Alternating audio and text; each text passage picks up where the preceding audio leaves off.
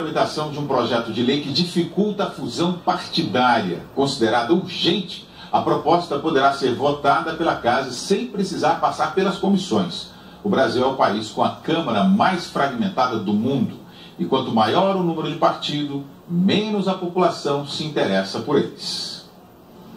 Aos 21 anos, Pedro participou no ano passado da sua primeira eleição para presidente para o Congresso Nacional, mas votou nulo. Para mim, todos os partidos assim, nenhum agrega nada ao país. O Brasil tem 32 partidos, tantos que é até difícil lembrar. PP, PMDB, PSDB, PT, PSOL.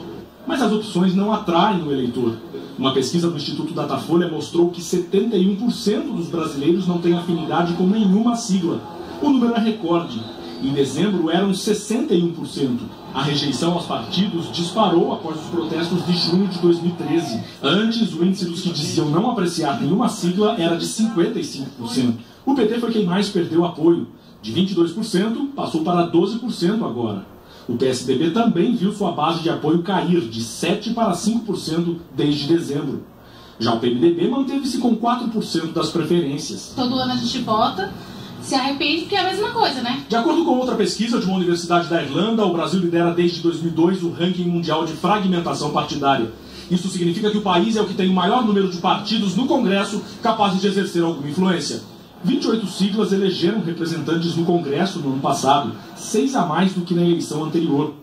Dessas, 13 são consideradas influentes. São 5 partidos a mais do que os segundos colocados no ranking: Argentina, Bélgica e Indonésia. Não é possível que você identifique 28 tendências, 28 representações com doutrina, com ideologia, com propostas. É, na verdade, o partido como meio de transporte para que você possa, entendeu, alcançar o poder de qualquer forma. O partido, esse excesso de partidos que tem no Brasil, enfraqueceu a ideologia partidária e é cada um por si. É mais ou menos isso? Você acha que enfraqueceu a democracia?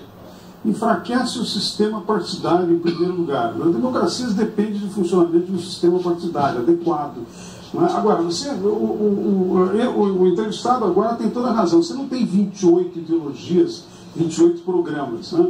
Então, o que acontece? A nossa legislação facultou de uma maneira muito liberal, eu diria, sem nenhuma confusão com a doutrina liberal, estou usando a palavra aqui no sentido de muita liberdade para criar partidos sem limites. Né? E essa é uma das razões pela qual eu acho que nós devemos trazer de novo para o debate a adoção da chamada cláusula de exclusão, que eu pessoalmente prefiro chamar de cláusula de representação. E não de barreira. E não de barreira, porque a coisa é a seguinte: a chamada cláusula de exclusão, ela indica o seguinte: você pode ter 50 partidos, mas para estarem representados no Congresso Nacional, tem que ter um mínimo de representação significativa na sociedade, pelo menos em 9, 10 estados, um certo percentual que de alguma maneira indique que uma corrente importante da sociedade deposita a sua perspectiva, as suas aspirações, as suas esperanças naquele partido. Não é isso que está acontecendo no caso do Brasil. Apesar de que esses micropartidos, né, que às vezes tem um representante, ou tem um representante no Estado e não tem representação nacional suficiente, estão podendo se beneficiar do fundo partidário. E não é pouco dinheiro que é distribuído entre os partidos, William. São 500 milhões de reais por ano. O que significa que mesmo um partido pequeno, ele vai ter 500 mil, 800 mil reais para os seus dirigentes fazerem o que acharem que devem fazer, mas sem que isso tenha nenhuma representação efetiva na sociedade. Então, eu acho que nós temos que agora, na discussão da reforma política, que o Congresso vai fazer, e que a TV Cultura já teve uma contribuição extremamente importante em dar voz para os telespectadores, nesta discussão, eu acho que nós temos que adotar uma regra para diminuir o número de partidos, ou seja, concentrar apenas naquelas 2 ou 3 grandes correntes de pensamento ideológico e doutrinário que identifica no Brasil. Uma mais à esquerda, uma mais à direita, uma no centro, 2 ou 3, mas não mais do que isso. Agora, Pondé, quando o partido começa a ficar muito forte, não acaba mandando nos partidos os velhos caciques?